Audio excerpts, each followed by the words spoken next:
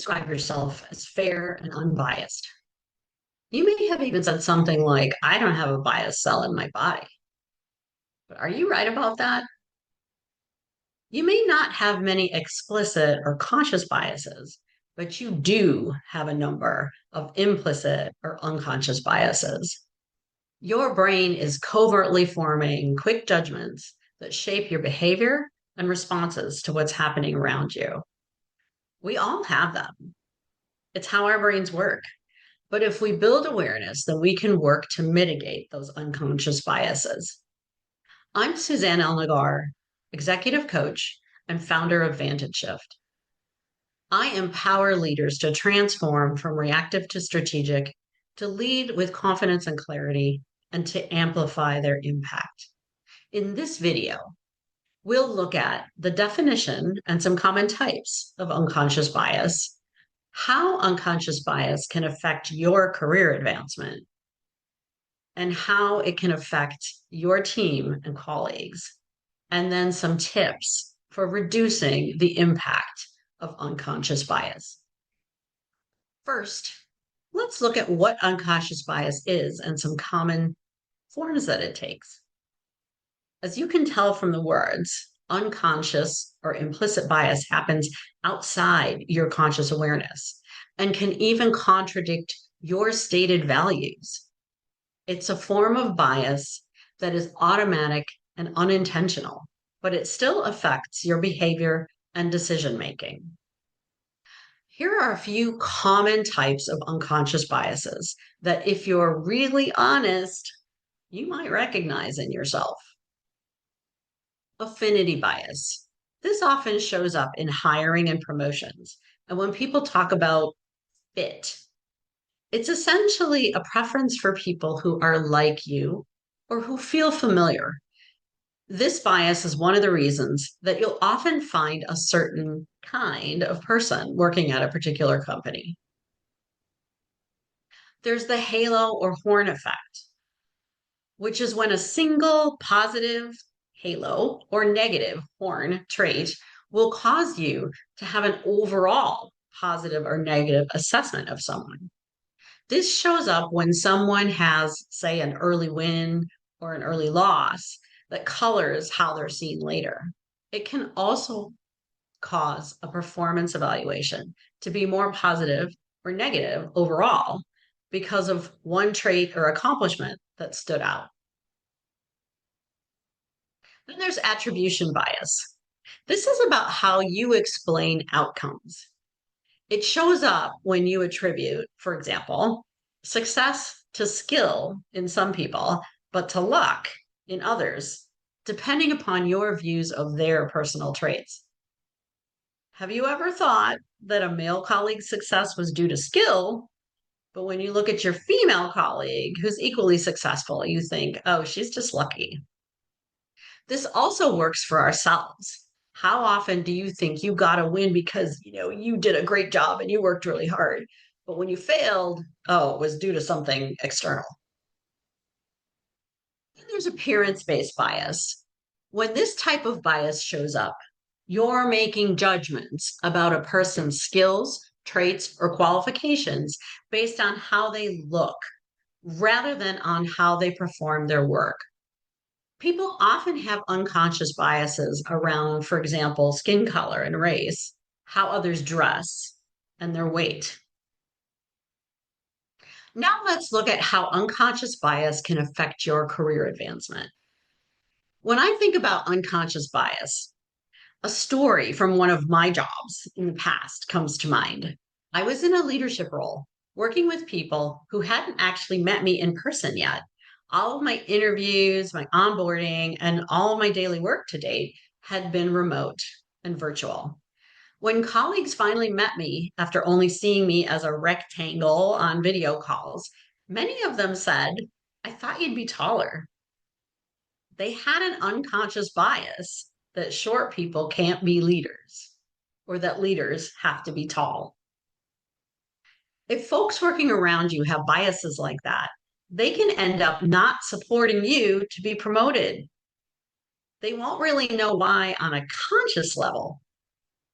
but something about you just isn't sitting right with them. They might say something like, "Oh, she isn't really leadership material," or that they don't see you as a good fit for executive leadership. You may find that your ideas are discounted or perhaps not even heard when the decision makers hold implicit biases against you, such as how you communicate or how you look. Have you ever been in a meeting when you voiced an idea only to have it immediately knocked down or have others in the room act as though you hadn't even spoken? Or worse, you're ignored. And then when someone else says the exact same thing, praise is heaped on them for their creativity. Another way that unconscious bias can negatively affect your career is that you can receive performance evaluations that are unfair and even unhelpful. Minorities are much more likely to receive vague feedback like being told, "Oh, you're doing a good job," rather than a detailed assessment of their work. Women are more likely to find adjectives on their reviews that aren't viewed as leader qualities, such as diligent or hardworking, while men will be told that they're innovative or even brilliant. So, we've looked at how unconscious bias can affect you. Let's examine how your unconscious biases can affect your team and the colleagues around you. How well do you listen? You may unwittingly listen with more warmth or patience to certain types of people, giving them more airtime. Conversely, you might be cutting others off or showing impatience when they speak, when you're influenced by unconscious bias. Without realizing it, you're reducing psychological safety, which means that your team members will share fewer ideas. And that in turn stifles innovation on your team and across the organization. Unconscious bias can also lead you to be inconsistent in how you assign work and plum projects. If you're leading with bias, you end up making poor talent decisions. And this can damage trust in you from higher ups and peers as they see you being unfair and showing favoritism. You'll also damage your team's work and morale. When people perceive bias, they disengage and they reduce their contributions. They'll also be more likely to leave. And if team members don't see you as objective, they won't trust you enough to take risks and be innovative. Now let's look at practical ways that you can reduce the impact of unconscious bias.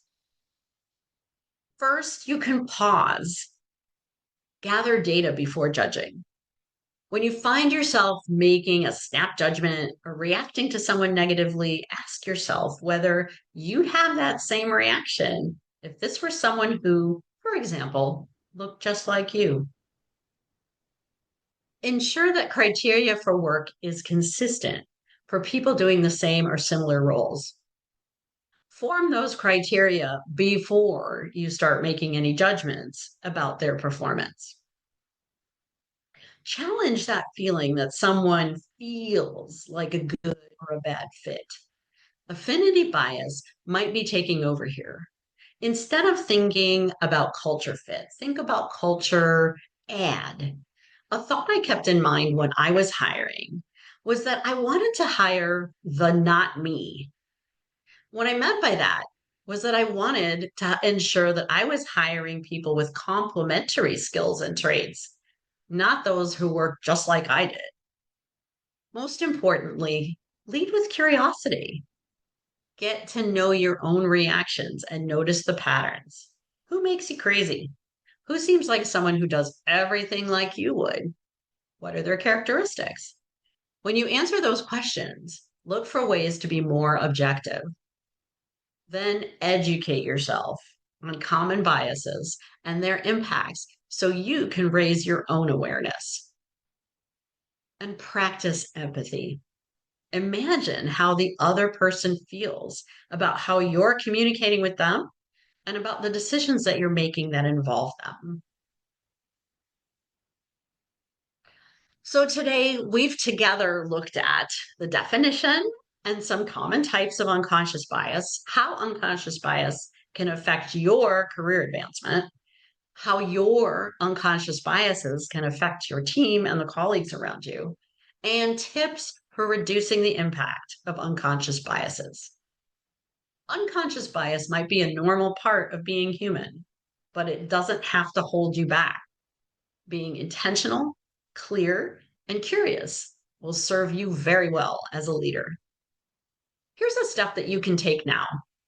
Think about that colleague or team member who always seems to get on your nerves.